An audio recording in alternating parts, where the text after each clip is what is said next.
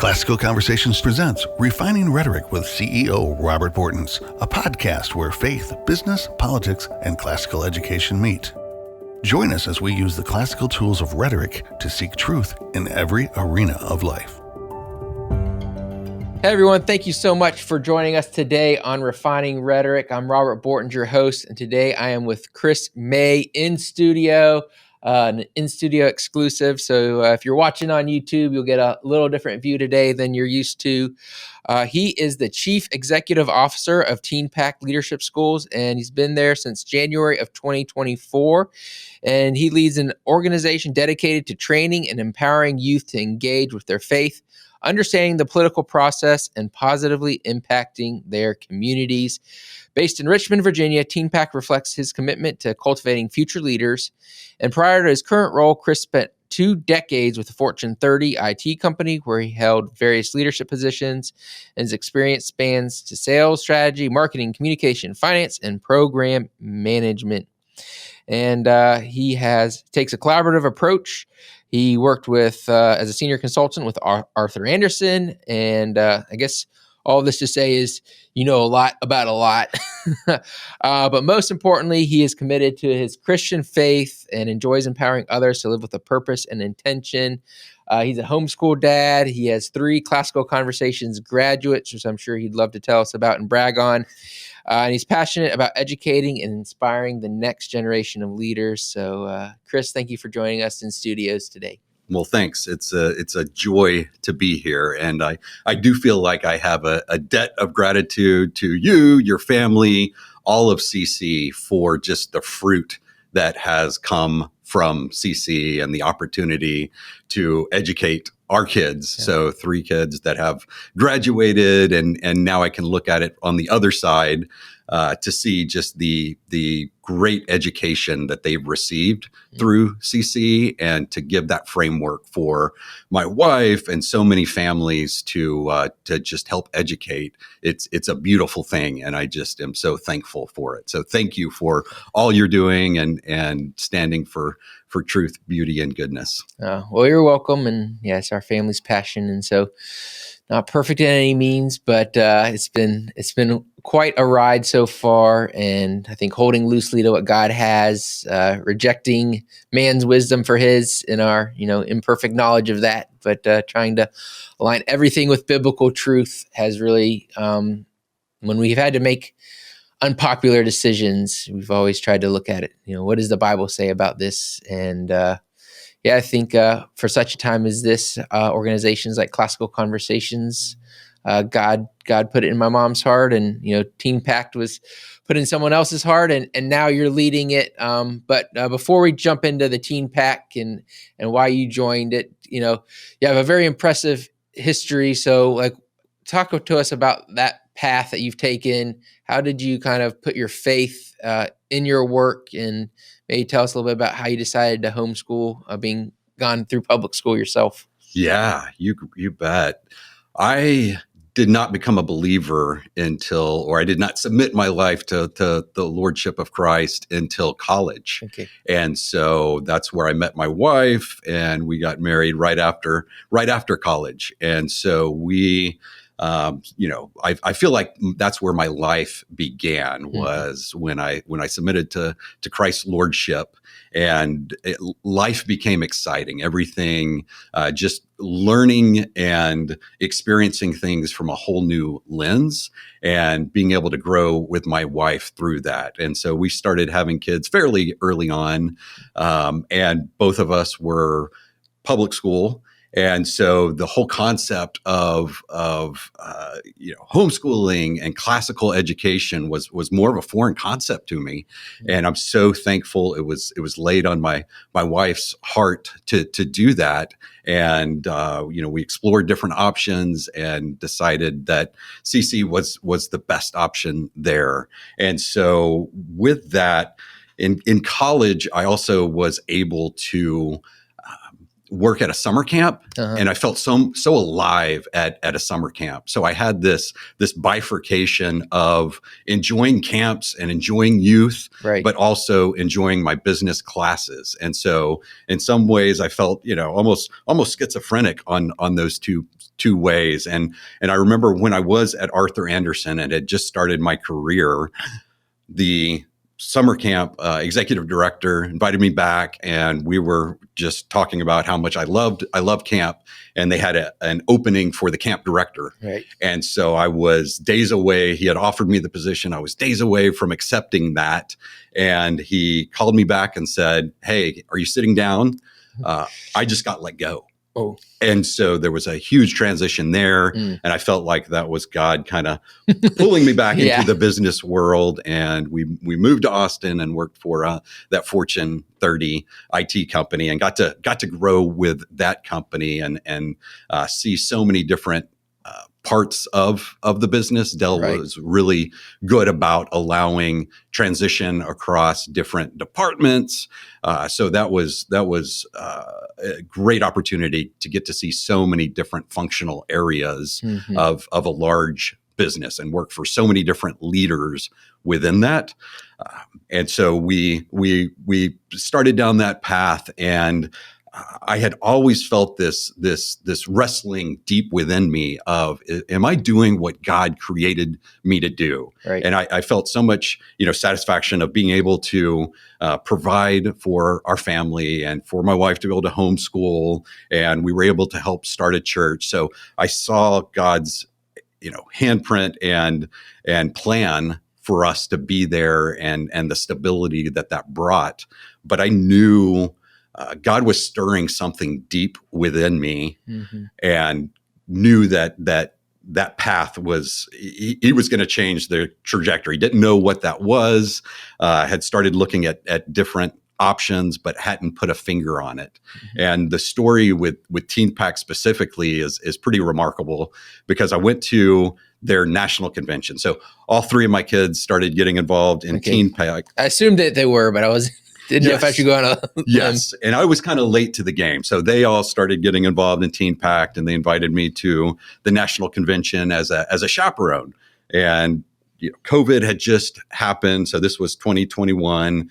And some tough things happened there where, because of the shot, I was, kind of locked out of the building and, working from home, and just some deep questioning of what am I doing, and did I miss God? Am I doing what God created me to do? Right. And I went to this national convention, and it just impacted me deeply. So we would sit in the balcony, and I got to look down on 800 students worshiping the Lord in spirit and truth. And to be honest, it impacted me so deeply. I would weep just watching them worship, and all the teaching and everything. And I got to the end of the week, and I looked over at my wife, because I hadn't quite put a finger on what would be my dream job. Right. And I looked over at my wife at the end of that week, and I said, "Honey, I think working for TeenPact would be my dream job." Yeah.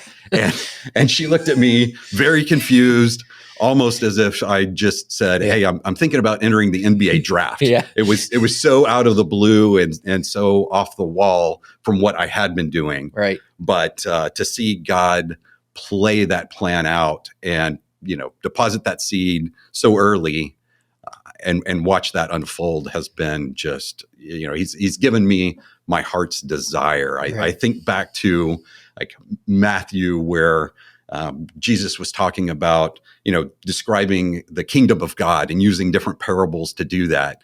And, in one of them, he talks about someone finding a treasure buried on some land, and he goes back and he sells everything he has and abandons everything to go buy this land and pursue that. Right. And that's kind of what we've done with TeenPact is, we were native Texans, grew up there, never saw us leaving there. Yeah. And with this opportunity, we abandoned it. And I'm loving just being a part of TeenPact. It's been such a blessing on our life. Well, it's hard to get a Texan out of Texas, and we have a lot of employees and team members that are out of there, so they have their own Texas songs and everything. So kudos to you from leaving the homeland. I worked for a couple Fortune 50 companies, Johnson & Johnson for 2 years while I was in college, and UPS for 11 months as my first job afterwards in their management training program. And I just think about the lessons that I learned even in that short, 3-year period, and how, even though I was young, naive, wasn't probably paying as much attention as my bosses would have liked, like how much I had picked up and been able to bring in some of those concepts and the good ones, into classical conversations and helping us grow. So I can only imagine working in that type of environment for as long as you did, that you've got a lot of experiences and, going through the 2020, 2021, being with a company that big, I'm sure you got to see some of the inner strife between, all the civil uproar between whether it's BLM or DEI and the clot shot, as they say it, and all the different things going on, and trying to navigate those waters to being able to see these young people just worshiping in front of you. So my wife, I'll just say I cry too much. And so my wife is always, why are you crying now? And it's just always touches my heart to see God's mercy on his people. Yeah. So you can't really just say, hey, TeenPact, I feel like God's calling me to lead this organization. Do you mind firing the current guy and hiring me? So I mean, unless you did, I don't know. So tell us about, you come to this experience. I'm sure you start maybe paying more attention in your homeschooling life and maybe engaging more. So tell us, like, how did God open that door from, kind of sitting there, experiencing this amazing organization to being able to now lead it now for over a year? Absolutely. It was, again, just God unfolding this beautiful plan where, ever since that first experience with TeenPact in 21 and seeing that national convention, my heart just longed to be a part of whatever I could for TeenPact. So I would chaperone the state class as well as different alumni events. So they have one that's focused on biblical manhood, where they play football and do a lot of teaching sessions. Yeah. And so I would go to those. And even at that first national convention, my roommate ended up being one of the board members and the treasurer for TeenPact. Okay. And so after a year or so, received an invitation of, hey, are you interested in potentially interviewing for a board position? Nice. And so I said, absolutely, love TeenPact, would love to get more involved there. And so joining the board, and the timing on this one was pretty remarkable as well. As I was invited to the board in July, and I went to one of the venture event, which is the biblical manhood event. Uh-huh. And the current CEO was there, and we were having a conversation. I can remember it just like it was yesterday, standing out on the football field under the tower. And he said, hey, with you coming on the board, I shared with the board that I plan to step down in a year and a half. And so he shared that with me in that September. Wow. My first in-person board meeting was in November. So I was coming to that board meeting, and that was my first board meeting, but also the position was open. Right. So I had started to pursue it. And even at that time, I reached out to each person in my family. So it's my wife and 3 kids, and we all hate change. We are all very change averse as far as, our core. Loved Texas, loved everything about it.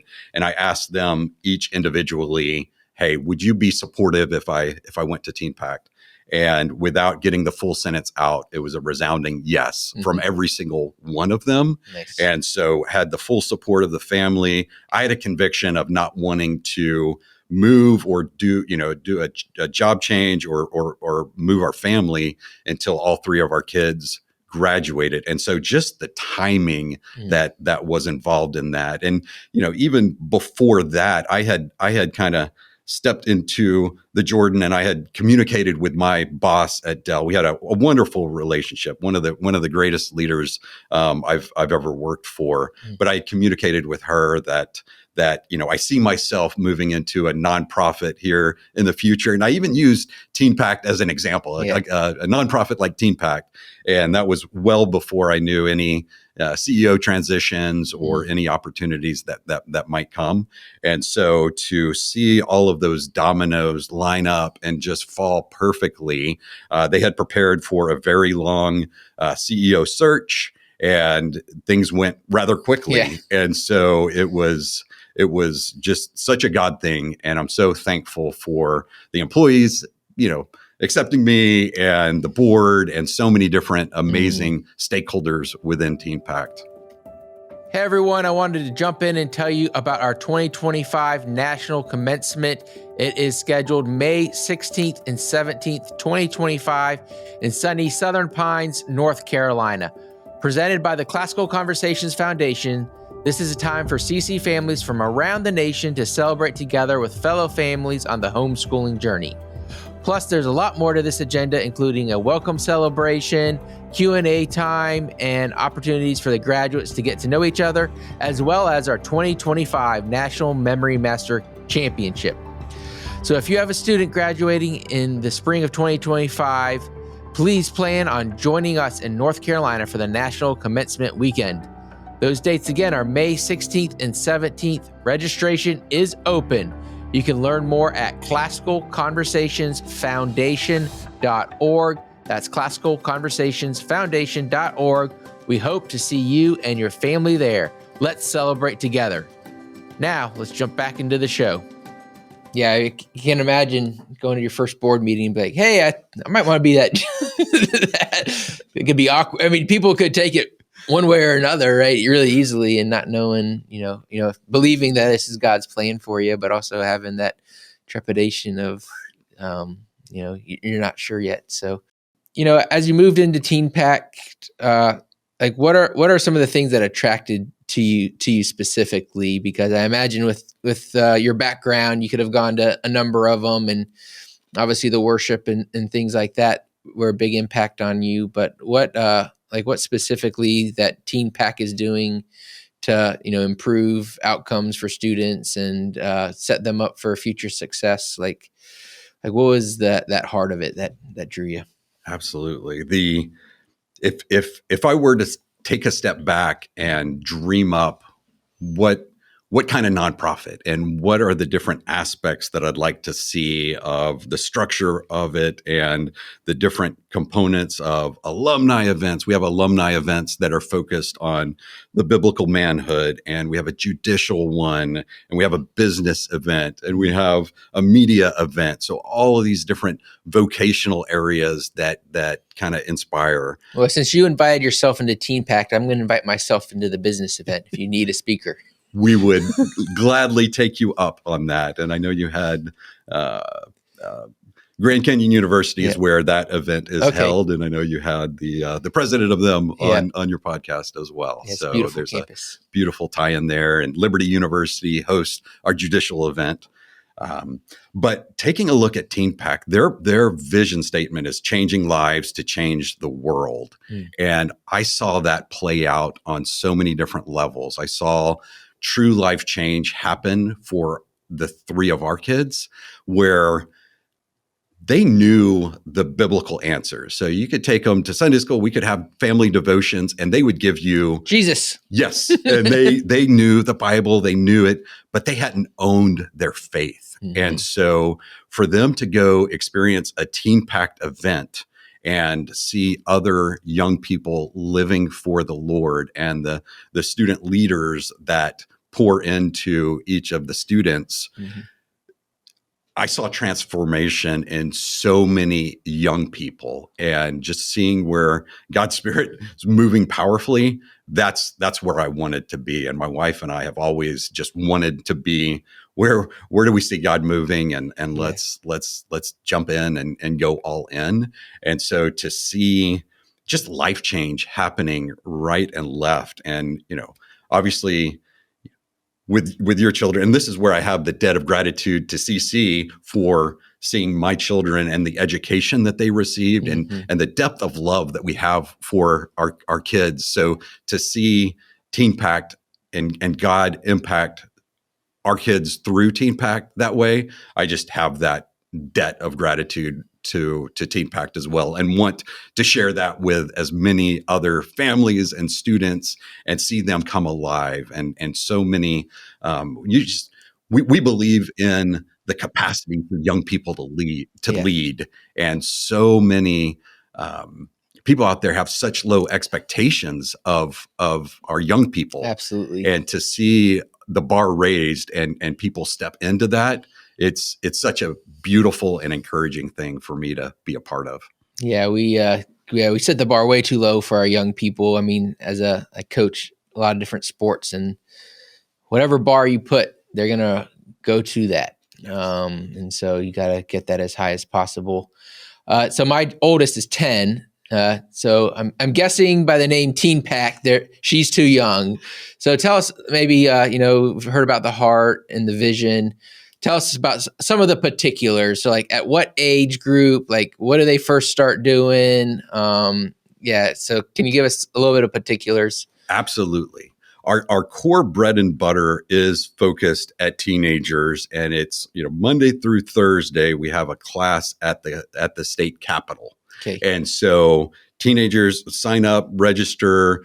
There's homework for it. They get in professional attire. We hold it at the state capitol. And so that is for teenagers. And it's 13 through 19.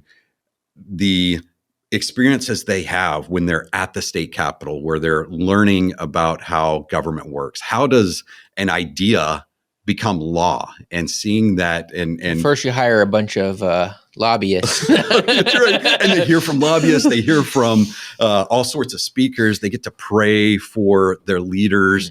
And we see such great speakers. Usually there's 3 speakers that will come. And, last year and for many years, we've had Ron DeSantis speak in Florida, and Kristi Noem in South Dakota, and Bill Lee in Tennessee. And so we get remarkable speakers that come in that address each class. And we have classes that are in almost all 50 state capitals. So we're even in Hawaii, we're in Alaska. Some of the New England states are grouped together, but outside of that, we virtually have a presence in every state capital. And so that is for our teenagers. And then on Friday, there's a political communications class that ties in so beautifully with CC, just all the skills that they develop, and the presentation and the communication skills. Right. So we have a simulation for those students on Friday. And you're in luck, because we also have for 8 to 12-year-olds a one-day program. Awesome. Where they get dressed up as well. They come to the state capitol. They prepare a bill just like they would as in the regular 4-day class, but they prepare a bill, come up and read it in the well, and get to experience kind of on a micro level what they would experience at the 4-day class. So it's a good introduction into TeenPact, and we see over 3,000 8 to 10-year-olds participating in that, and we have over 4,000 teenagers that participate.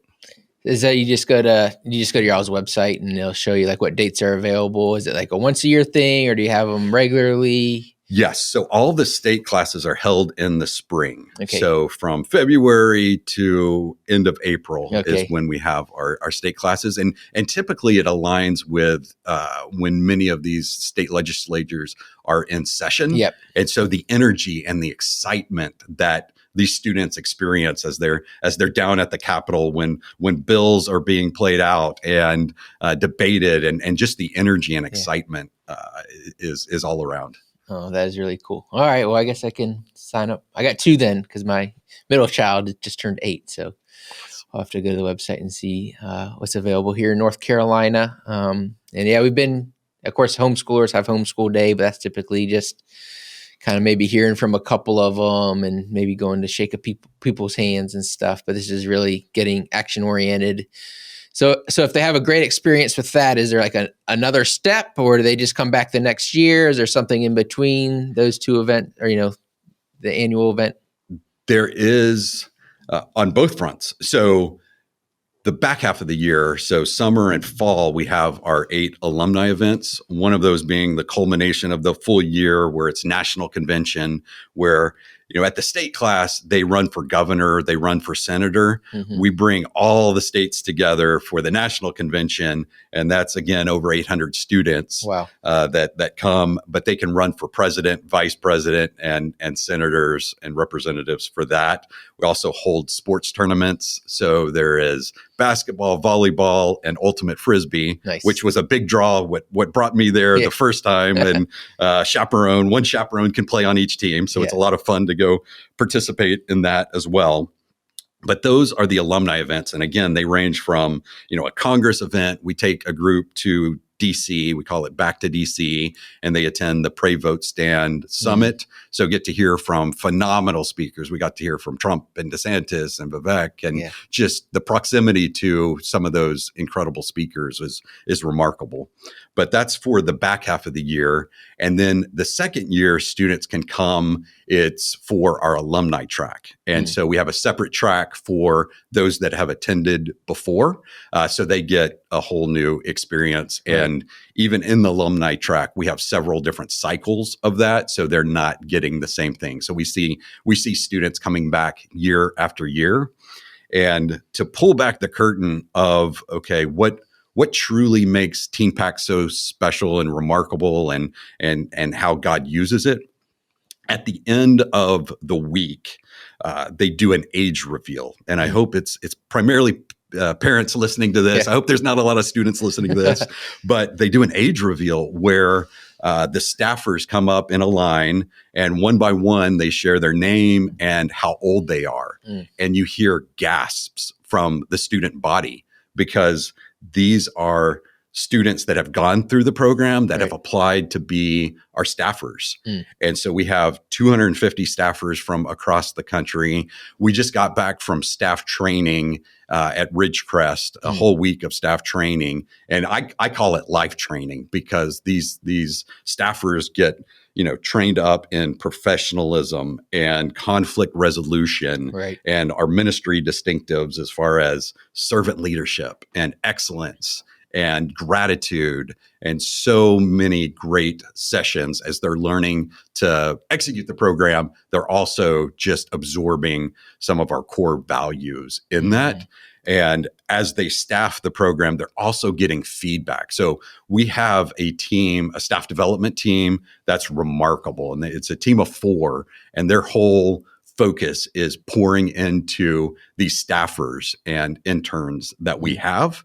And so they are getting, after each class, they're getting debriefs, they're getting feedback from their fellow staffers. And not many people love you enough to give you feedback and honest feedback. And we are coaching them and seeing them grow. And so, that the impact that, and this happened for our kids, at the end of the week, where you see young people leading and discipling and having an authentic relationship with Christ and living for excellence, that was missing for our kids.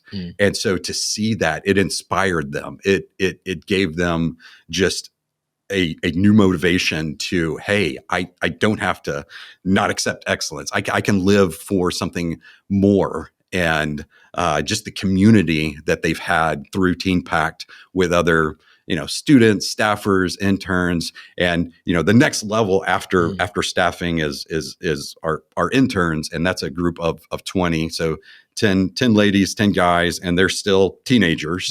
And we pour a lot into them. So they get an additional full week of training. They went to Summit Ministries for 2 weeks altogether.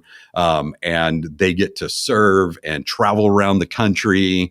We have, 7 vans that crisscross around the country that they're bringing staff teams and serving in these classes. So that student-led ministry is what impacted our kids so much from a discipleship perspective. Yeah. So just real quick, your kids were involved in it.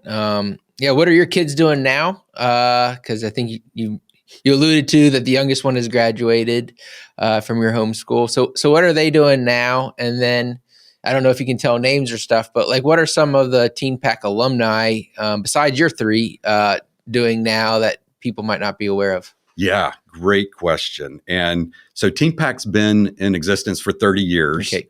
And so Tim Eccles founded it and had a vision for it. And I'm so thankful he did, because we've just seen God's hand on the ministry. And Peter Martin was the second CEO. Mm-hmm. And so I'm the third.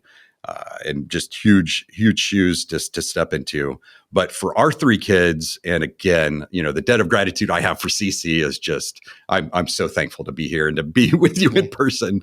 But they all went to Liberty University. And so even seeing God's plan play out in that, my wife and I went to Texas A&M University.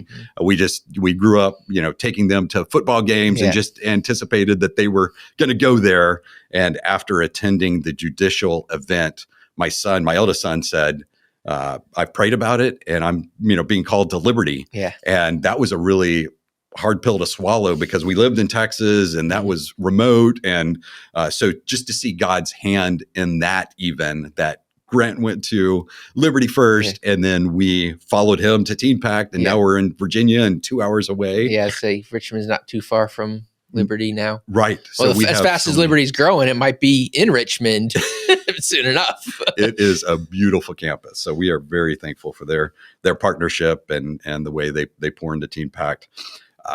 But my other two also are at Liberty University, and they are also interning with TeenPact this season. So this is their last, they're at the end of the road with TeenPact, but they're both going to be traveling around this semester, going to 8 different state capitals and getting to lead students, and the leadership opportunities to get to do that is remarkable. But they'll be back at Liberty together next year.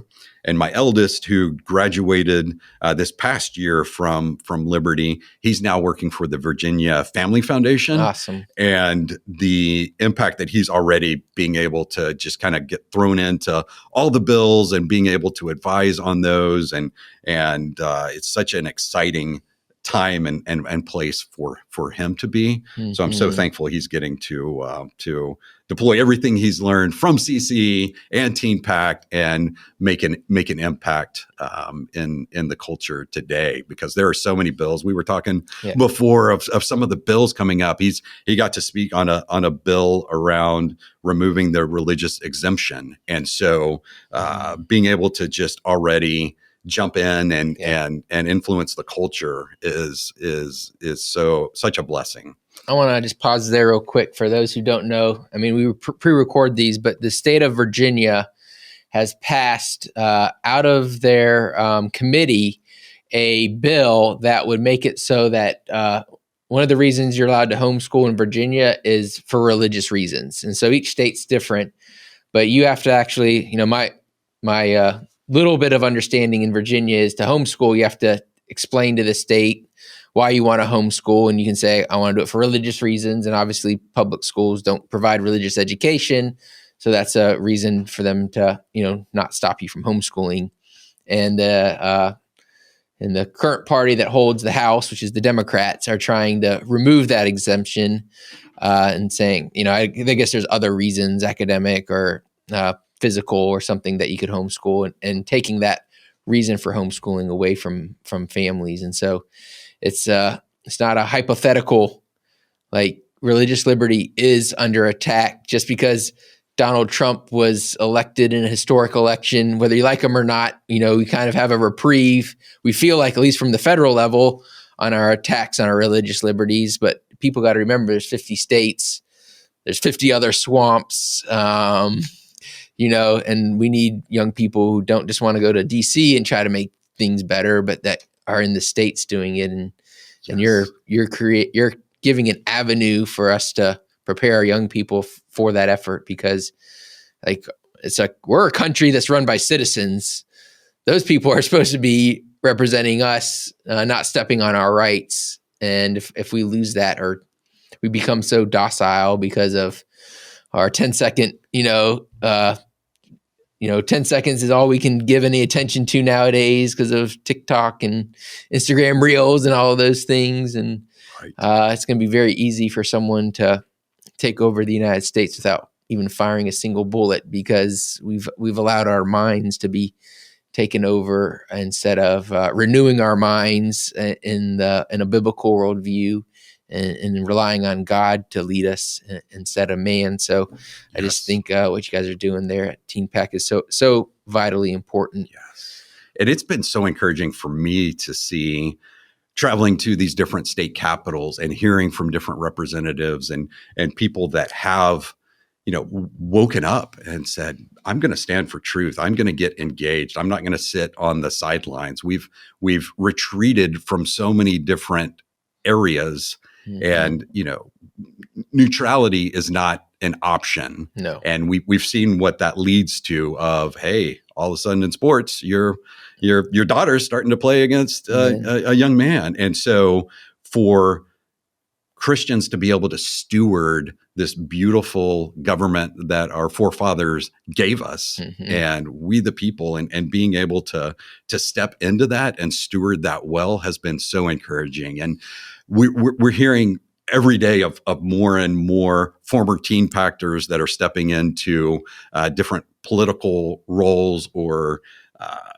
across the youngest Secretary of State in Oklahoma's history, Josh Crocroft, was a TeenPacter. That's awesome. And Jennifer Sullivan Tubal in Florida, and Elise Hall and Jeremiah Moore. And we're just hearing more and more former TeenPacters that have, run for office, state government, and, getting elected and making impacts. Yeah, that's awesome. I know, being able to articulate your position well and defend it. There's too much of this niceness theology has gotten into Christianity, and I haven't been able to find a Bible verse that suggests that is the way for us to live our lives. I mean, the Bible says the gates of hell will not withstand, and last I checked, gates don't move. And so it's very action-oriented faith that we have, but we've been conned, I'll say, into believing that it is not. That, I don't know if we have a holy huddle or something that we can protect our kids, but I think, Barna says, less than, I think 3%, 2% of Gen Z have a biblical worldview. I think, even adults now, I think 10 or 12%. So we're going in the wrong direction, whether Barna is completely accurate or not. I mean, I don't even think their definition's like very strict. I mean, it's like, do you go to church more than once a week or once a month or something like that? I mean, it's a very wide range, broad brush. So, I think for a time as such as this, and it's kind of been cool. Classical Conversations, we're in our 27th year. You guys are in your 30th year. So there's a lot of organizations that were founded 30 years ago that really seem to be, for whatever reason, getting more momentum and in prominence. And it's been people who've been faithful to, that go tell, that action oriented lifestyle, and not saying I'm a Christian because I go to church Sunday morning, but I live as a pagan the other 6 days a week. And, I just don't want to offend anyone. It's like the most offensive book ever written is the Bible. So you've taken over, you've been a year and a half now in the seat. I think one of the things when I started taking over CC was just trying to figure out what was going on, understand the system, what was working well, what wasn't working, what complaints were there, what in TeenPact, like what are some of the things that you hope to improve upon, or like what is, every leader has, without a vision, the people perish. Yeah. Right. And so, TeenPact's done great work for 30 years, so you don't want to screw that up. Right. But at the same token, I'm sure all of your experience has seen, what if we do this or what if we do that? Like, what are some of the things that you see for TeenPact in the future?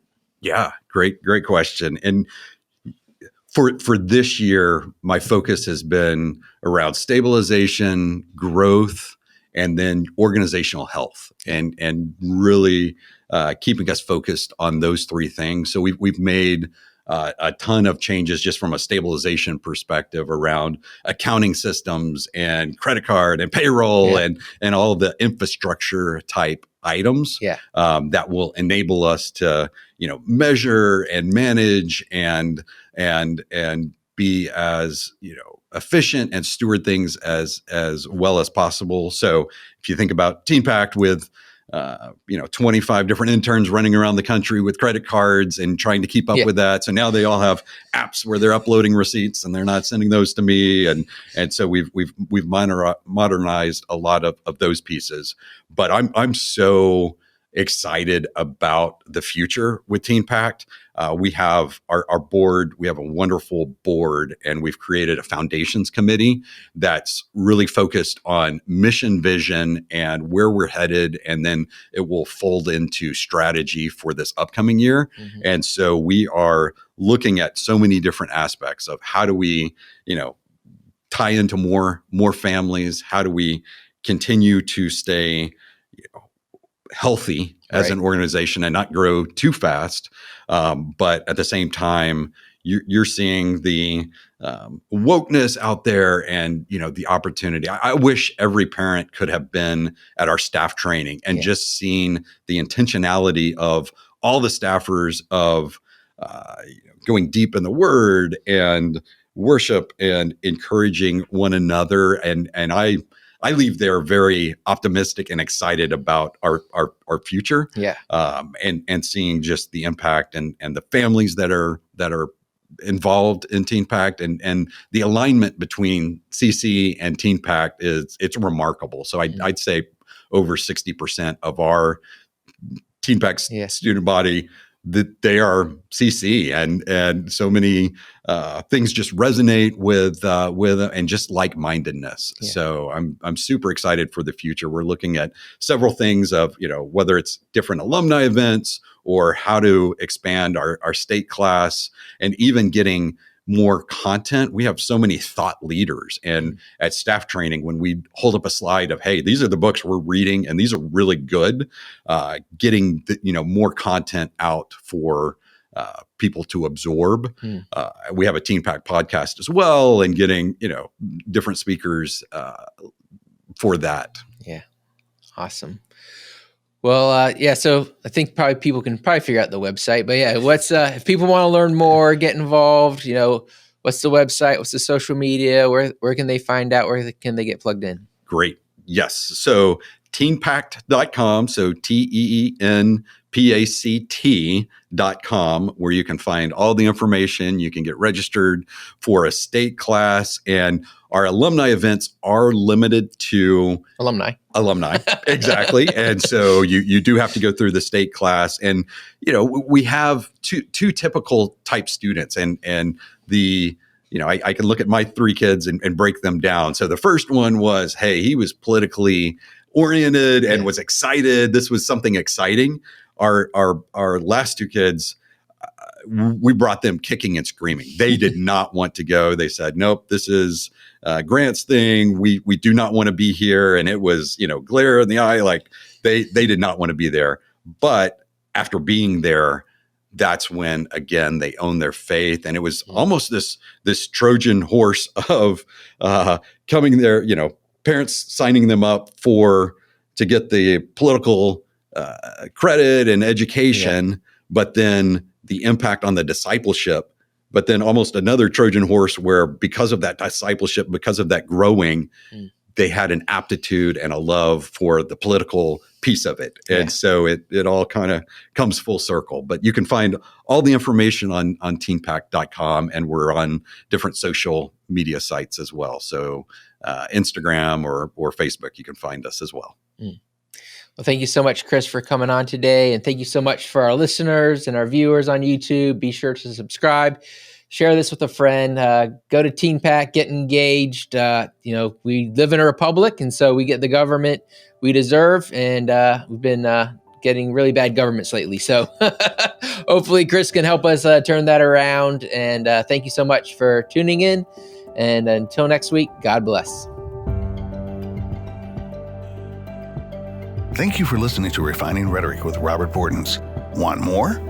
Make sure to subscribe so you won't miss an episode. You can also follow us on social media to continue the conversation, and visit classicalconversations.com/rhetoric to find out how you can join a local homeschool community.